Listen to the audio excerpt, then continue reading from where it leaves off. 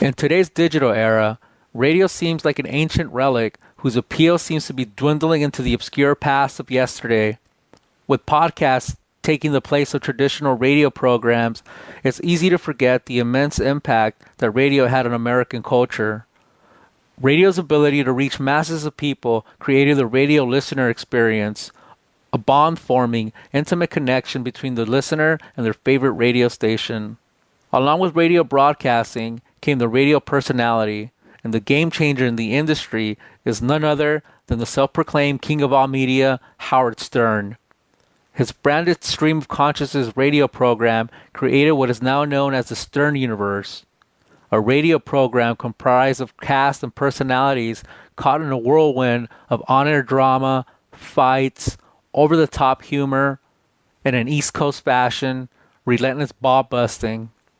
In fact, the Howard Stern Show is credited for formulating the first reality show of its kind, which is what fans adored.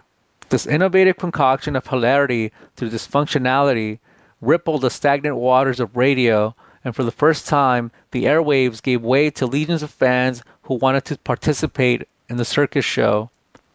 This podcast will explore a past and present look into the phenomena of the Howard Stern Show and shows alike, who have been the subject of devoted participatory cultures whose roots lie in creating and remixing since the show's origins and up until today. Since its inception, the show pioneered the audience member call segment, whereby listeners were given the opportunity to participate in the show's discussion. What is considered standard today, these were riveting moments in a program as there was no script with an understanding of an anything-goes conversation. Aiming for airtime, eccentric, interesting, and comical audience members would in turn make Stern creative with his persona, often creating an absurd character to fulfill the on-air bit. See, that's how we fought this war, man. Unbelievable. And this is all in your book. This is in my book. Oh, yeah, he got a book. That's a good book. Stories. They had to politically correct it a little bit. I think so. Hey, Chucky, here's a woman who wants to give us some crap. Hey, honey, you there? Yes. You going to give two vets crap? You going to tell us what we did was wrong? Go ahead. This type of radio created the need to re-listen to the show, which is when fans began to record whole broadcasts and began to cut them up into their own mixtapes of the show's highlights. Soon, tapes began to circulate among friends and family who were listening to the creator's rendition of what he or she thought was best about the show. With the simultaneous expansion of satellite radio and YouTube, fans began to create entire compilations of both old and current broadcasts of not just Howard Stern's show, but his contemporaries as well.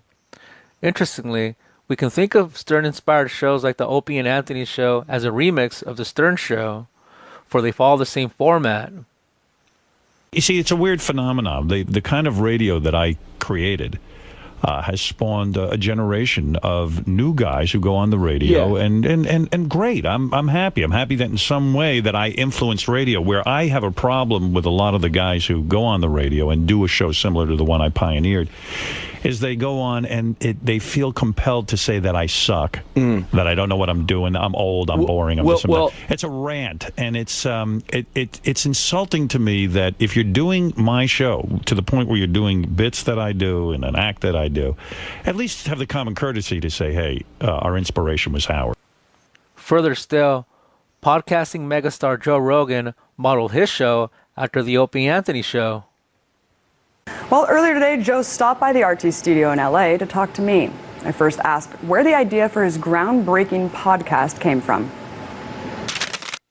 The original idea came from being on the Opie and Anthony Show. The way they run their radio show is very similar to the way I do the podcast, which is really, it's just an interesting conversation. This domino effect of remixing resulted in what I and other fans refer to as the golden age of satellite radio. It's the Opie and Anthony Show. You know that by now. Very busy show. We got Bill Burr in studio right now. We're talking about, hey, Colin. Colin Quinn has made the studio. Dave Attell, what's up, buddy? Hey, guys. Thanks for having me in. Patrice O'Neill in studio. Very happy. Nick DiPaolo in studio. Hi. Consequently, fan recordings in the physical mixtape form evolved into digital audio recordings in which fans edit, title, and essentially repackage segments of broadcasts as a way to alter the listening experience to play more like a podcast that tells a narrative. Often, they are accompanied by original fan art, video, or Photoshop creations. The most common format is the saga or versus mixes. In many cases, there is a classic conflict, climax, resolution arc that underscores the dramatic, comedic, and at times hostile dialogue which is taking place. First of all, let me finish. You're Italian, Nick. You keep saying that. Fucking so what? It's just you. I'm English too. And fucking Louis C.K. He's Mexican.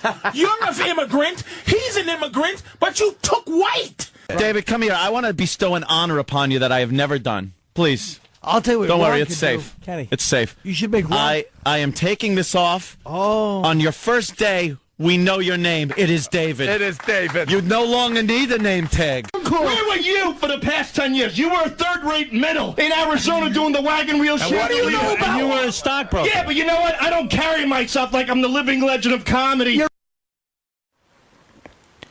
This era produced some of the most honest, revealing, funny, and un-PC dialogue that captivated millions of listeners.